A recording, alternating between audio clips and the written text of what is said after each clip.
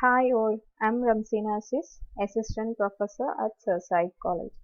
Today I'm discussing the topic Advantages and Limitations of Auditing. Let's begin the topic. ഓഡിറ്റിങ്ങിന് ഒരുപാട് ഗുണങ്ങളുണ്ട്. അത് ബിസിനസ്സിന് ഒരുപാട് അഡ്വാൻറ്റേജസ് പ്രൊവൈഡ് ചെയ്യുന്നുണ്ട്. അതുപോലെ ഓണേഴ്സ് ഓഫ് ദ ബിസിനസ്സിന് മാത്രമല്ല സൊസൈറ്റിക്കും.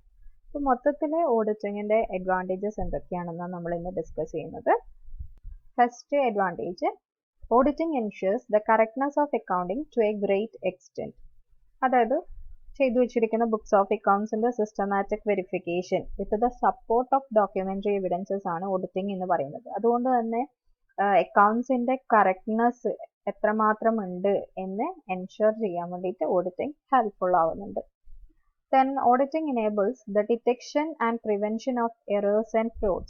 വേറെ പുറത്തു നിന്നുള്ള ഔട്ട്സൈഡർ ആയിട്ടുള്ള ഇൻഡിപെൻഡന്റ് ആയിട്ടുള്ള ക്വാളിഫൈഡ് ആയിട്ടുള്ള പേഴ്സൺസ് ആണ് ജോയിന്റ് സ്റ്റോക്ക് കമ്പനിയുടേതൊക്കെ ബുക്സ് ഓഫ് അക്കൗണ്ട്സ് ഓഡിറ്റ് ചെയ്യുന്നത്.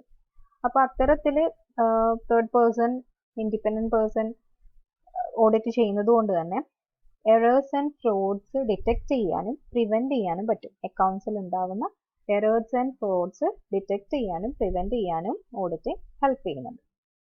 A regular audit makes the staff alert and vigilant so that the books of accounts and all other records are kept up to date.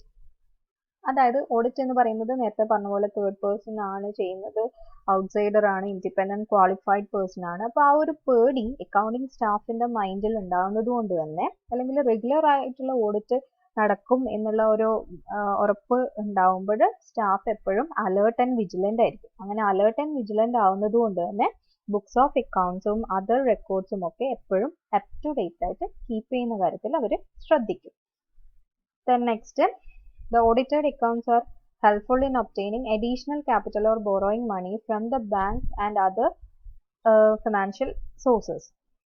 അതായത് നമുക്ക് credit provide ചെയ്യുന്നത് നമ്മുടെ business ഫേമിന്റെ financial capacity നോക്കിയിട്ടാണ്, soundness നോക്കിയിട്ടാണ്. നമുക്ക് ആ amount തിരിച്ചടക്കാനുള്ള capacity ഉണ്ടോ ഇല്ലയോ എന്നൊക്കെ മനസ്സിലാക്കാൻ വേണ്ടിയിട്ട് അത്തരം ബാങ്ക്സ് അല്ലെങ്കിൽ അതർ ഫിനാൻഷ്യൽ ഇൻസ്റ്റിറ്റ്യൂഷൻസിന് നമ്മൾ ഓഡിറ്റ് ചെയ്തിരിക്കുന്ന പ്രീവിയസ് ഇയറിലുള്ള ഓഡിറ്റ് ചെയ്തിരിക്കുന്ന ബുക്സ് ഓഫ് അക്കൗണ്ട്സ് അത് മനസ്സിലാക്കാൻ അവരെ ഹെൽപ്പ് ചെയ്യുന്നുണ്ട്.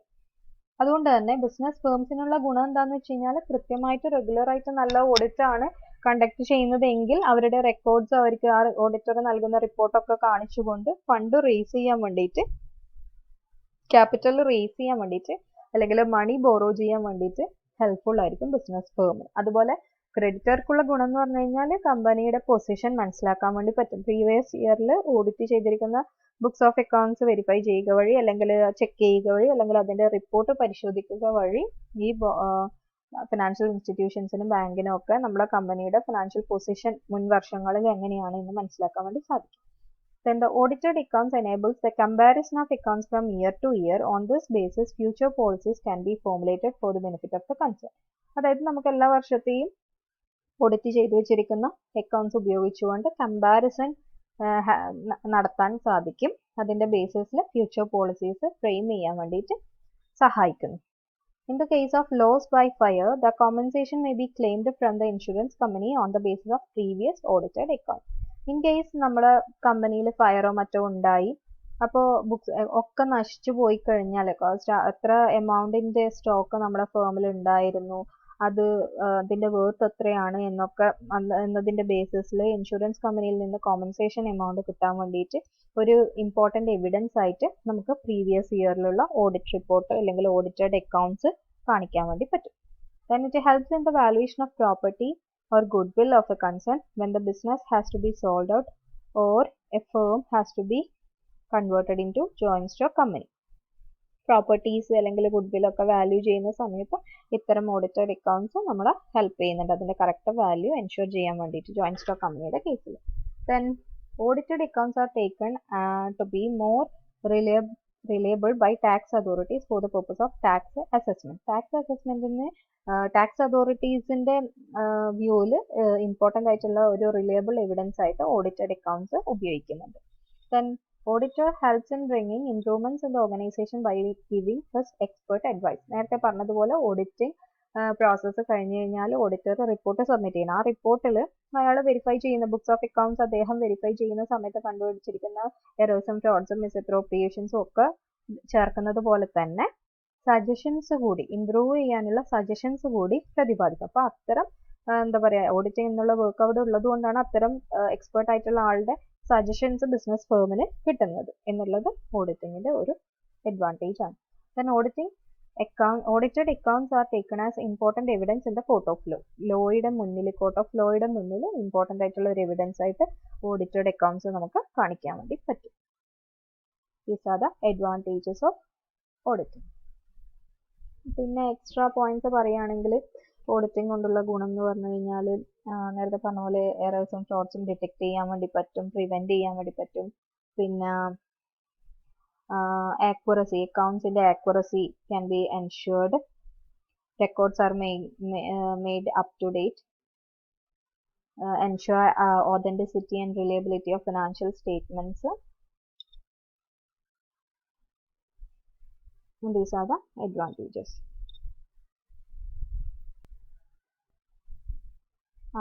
ഇനി നമുക്ക് ഡിസ്അഡ്വാൻറ്റേജസ് ഓഫ് ഓഡിറ്റിംഗിലേക്ക് പോകാം. Auditing suffers from various limitations. They are: auditing does not reveal the complete picture because while examining books of accounts, an auditor has to depend upon facts shown by the books. In case facts have been wrongly recorded in an ingenious way, the auditor may not reveal them. അതായത് books of accounts verify ചെയ്തിട്ടാണല്ലോ അക്കൗണ്ട്സിന്റെ correctness auditor ensure ചെയ്യുന്നത്. അപ്പൊ അത്തരത്തിൽ audit ചെയ്യുന്ന സമയത്ത് ഓഡിറ്റർക്ക് ചിലപ്പോൾ books of അക്കൗണ്ട്സിൽ കൊടുത്തിരിക്കുന്ന ഫാക്ട്സിനെ ഡിപ്പെൻഡ് ചെയ്യേണ്ടി വരും. അപ്പൊ ഇത്തരത്തിൽ റെക്കോർഡ് ചെയ്തിരിക്കുന്ന ഐറ്റംസ് അത്രയും ഇന്റലിജന്റോട് കൂടിയിട്ടാണ് ഇത്തരം ഫ്രോഡ് റെക്കോർഡ് ചെയ്യപ്പെട്ടതെങ്കിൽ ചിലപ്പം ഓഡിറ്റിംഗിൽ അത് റിവീൽ ചെയ്യണം എന്നില്ല, ഫൈൻഡ് ഔട്ട് ചെയ്യാൻ പറ്റിയെന്ന് വരില്ല. അപ്പൊ അങ്ങനെയുള്ള ഒരു ലിമിറ്റേഷൻ ഓഡിറ്റിംഗിന് ഉണ്ട്. Next, the auditor has to depend upon the explanations, clarifications and informations from the client, that is the accountant, and he is not clear on certain matters. He may or may not get the complete or correct information, full explanation and necessary clarification. Audit work conduct ചെയ്യുന്ന സമയത്ത് books of accounts verify ചെയ്യുന്ന സമയത്ത് എന്തെങ്കിലും doubt ഉണ്ടായി കഴിഞ്ഞാൽ client സ്റ്റാഫിനെ auditor വിളിപ്പിക്കുകയും സംസാരിക്കുകയും ചെയ്യും. അതായത് അക്കൗണ്ടന്റിനോട് ഇൻഫർമേഷൻസും എക്സ്പ്ലനേഷൻസും ഒക്കെ ചോദിക്കും. അപ്പൊ അത്തരത്തിൽ എക്സ്പ്ലനേഷൻസ് ചോദിക്കുമ്പോൾ കൃത്യമായിട്ടുള്ള ഒരു ആൻസർ അക്കൗണ്ടന്റിന്റെ ഭാഗത്തു നിന്ന് കിട്ടുന്നില്ല എങ്കിൽ അവിടെ ഓഡിറ്റിംഗ് എന്നുള്ള ഒരു പ്രോസസ്സിന് ലിമിറ്റേഷൻസ് ഉണ്ട്. അതായത് അതിന്റെ ഒരു ജെനുവിൻനെസ് ഓഡിറ്റർക്ക് അത്തരത്തിൽ ആൻസർ കിട്ടാതിരിക്കുമ്പോൾ എൻഷുർ ചെയ്യാൻ പറ്റിയെന്ന് വരില്ല. Then in auditing, the opinion of experts like engineers, lawyers are sought on various occasions by the auditor. These experts may not give the correct certificate. In such case, his report may not be correct. അതായത് ചിലപ്പോൾ stock ഒക്കെ value ചെയ്യുന്ന സമയത്ത് ഓഡിറ്റർക്ക് അതിൽ സ്കില്ലില്ല എങ്കിൽ, knowledge അധികം ഇല്ല എങ്കിൽ അതർ എക്സ്പേർട്ടിന്റെ സഹായം തേടാവുന്നതാണ് ആ പ്രോസസ്സിൽ. അപ്പൊ അത്തരത്തിലുള്ള എക്സ്പേർട്സ്, എഞ്ചിനീയേഴ്സ്, ലോയേഴ്സ് പോലുള്ള ആൾക്കാരുടെയൊക്കെ ഹെൽപ്പ് തേടുന്ന സമയത്ത് ഈ പ്രൊഫഷണൽ ജലസി കാരണം അവർ കൃത്യമായിട്ടുള്ള ആക്യുറേറ്റ് ആയിട്ടുള്ള ഒരു സർട്ടിഫിക്കറ്റ് ആ ഒരു കാര്യത്തിന് കൊടുത്തില്ല എങ്കിൽ ഓഡിറ്ററുടെ റിപ്പോർട്ട് എന്ന് പറയുന്നതും കറക്റ്റ് ആവണം എന്നില്ല എന്നുള്ള ഒരു ലിമിറ്റേഷൻ ഓഡിറ്റിങ്ങിന് ഉണ്ട്. The auditing of accounts may not serve real purpose if the auditor is not independent and bold enough. Independent അതായത് പേഴ്സണൽ ബയാസിലൊന്നും പെടാത്ത ആളായിരിക്കണം ഓഡിറ്റർ എന്ന് പറയുന്നത്. അപ്പൊ അത്തരത്തിൽ ഇൻഡിപെൻഡന്റ് ആയിട്ടുള്ള ബോൾഡ് ആയിട്ടുള്ള ആളല്ല ഓഡിറ്റർ എങ്കിൽ അവിടെ അക്കൗണ്ട്സ് ഓഡിറ്റ് ചെയ്യുന്നതിൽ പേഴ്സണൽ ബയാസ് വരാം. അപ്പൊ അത് കറക്റ്റ് ആയിട്ടുള്ള ഒരു റിപ്പോർട്ട് തരണം എന്നില്ല. Then auditing is more like a postmortem of examination. It may be more useful for future but less helpful for the past. അതായത് ബുക്സ് ഓഫ് അക്കൗണ്ട്സ് ഒക്കെ പ്രിപ്പയർ ചെയ്തതിന് ശേഷമാണ് ഓഡിറ്റ് ചെയ്യുന്നത്. അപ്പൊ അതുകൊണ്ട് തന്നെ അങ്ങനെ ഓഡിറ്റ് ചെയ്ത് ഒരു പ്രോസസ്സ് കൊണ്ട് ഗുണം എന്താണ്, ഫ്യൂച്ചറിലാണ് നമുക്ക് ഒരുപാട് ബെനിഫിറ്റ് ലഭിക്കുന്നത്, പാസ്റ്റിൽ അധികം ബെനിഫിറ്റ് ഇല്ല. അതുപോലെ due to lack of time it is not possible to check all the accounts and auditor adopts a method of test checking. It means that audited accounts may be incomplete and incorrect. അതായത് സമയമില്ല. Books of accounts prepare ചെയ്തതിന് ശേഷം ഒരു limited ടൈമാണ് ഓഡിറ്റർക്ക് books of accounts audit ചെയ്യാൻ വേണ്ടി ലഭിക്കുന്നത്. അപ്പോൾ ആ ഒരു ലാക്ക് ഓഫ് ടൈം കൊണ്ട് തന്നെ എല്ലാ ബുക്സ് ഓഫ് അക്കൗണ്ട്സിലും ഈച്ച് ആൻഡ് എവറി ട്രാൻസാക്ഷൻ ഓഡിറ്റർക്ക് ചെക്ക് ചെയ്യാൻ പറ്റി എന്ന് വരില്ല. അപ്പോൾ അത്തരം സന്ദർഭങ്ങളിൽ ഓഡിറ്റർ എന്ത് ചെയ്യും? ടെസ്റ്റ് ചെക്കിംഗ് നടത്തും. അതായത് മൊത്തം ട്രാൻസാക്ഷൻസിൽ നിന്ന് റാൻഡമായിട്ട് കുറച്ച് ട്രാൻസാക്ഷൻസ് എടുത്തിട്ട് അത് വൗച്ചേഴ്സ് വെച്ച് വെരിഫൈ ചെയ്തിട്ട് അത് മൊത്തത്തിലുള്ള ഒരു ഇൻഫറൻസസ് ഡ്രോ ചെയ്യുന്നതാണ് ഈ ടെസ്റ്റ് ചെക്കിംഗ് കൊണ്ട് ഉദ്ദേശിക്കുന്നത്. അപ്പോൾ അത്തരത്തിൽ ടെസ്റ്റ് ചെക്കിങ്ങിനെ അഡോപ്റ്റ് ചെയ്യുമ്പോൾ ശരിക്കും പറഞ്ഞു കഴിഞ്ഞാൽ ഓഡിറ്റഡ് അക്കൗണ്ട്സ് എന്താണ് ഇൻകംപ്ലീറ്റ് ആൻഡ് ഇൻകറക്റ്റ് ആവുന്നു. പിന്നെ നെക്സ്റ്റ് ഒരു ലിമിറ്റേഷൻ പറയുന്നത് personal judgement of auditor is sometimes faulty. എല്ലാ സമയത്തും ജഡ്ജ്മെന്റ് കറക്റ്റ് ആവണമെന്നില്ലല്ലോ. അപ്പോൾ അത്തരത്തിൽ ഓഡിറ്ററുടെ പേഴ്സണൽ ജഡ്ജ്മെന്റ് ചിലപ്പം തെറ്റായി എന്ന് വരാം. അപ്പോൾ അത്തരത്തിൽ audited accounts may not exhibit a correct position. അപ്പോൾ കൃത്യമായിട്ടുള്ള ഒരു റിപ്പോർട്ട് ആയിരിക്കില്ല ഓഡിറ്റ് റിപ്പോർട്ട് നമുക്ക് പ്രൊവൈഡ് ചെയ്യുന്നത്. Then if the auditor is not equipped with the and has not mastered in modern changes in accounting procedure, auditing become a complicated affair. അതായത് ഓഡിറ്റർക്ക് അക്കൗണ്ട്സിൽ വന്നിരിക്കുന്ന പുതിയ പുതിയ മാറ്റങ്ങൾ അറിഞ്ഞില്ല എങ്കിൽ ആ ഒരു ഓഡിറ്റ് വർക്ക് എന്ന് പറയുന്നതും കുറച്ച് കോംപ്ലിക്കേഷൻ നിറഞ്ഞ പ്രോസസ് ആയി മാറും. Then no doubt the watchdog concept of auditor limits the scope of audit. Auditor is watch dog not a blood hound എന്നൊക്കെ പറയുന്നുണ്ട്. അതായത് കാവൽ നായയാണ്, വേട്ടനായ അല്ല എന്നുള്ള അർത്ഥത്തിൽ. അപ്പൊ അത്തരത്തിൽ ആയതുകൊണ്ട് തന്നെ ആ ഒരു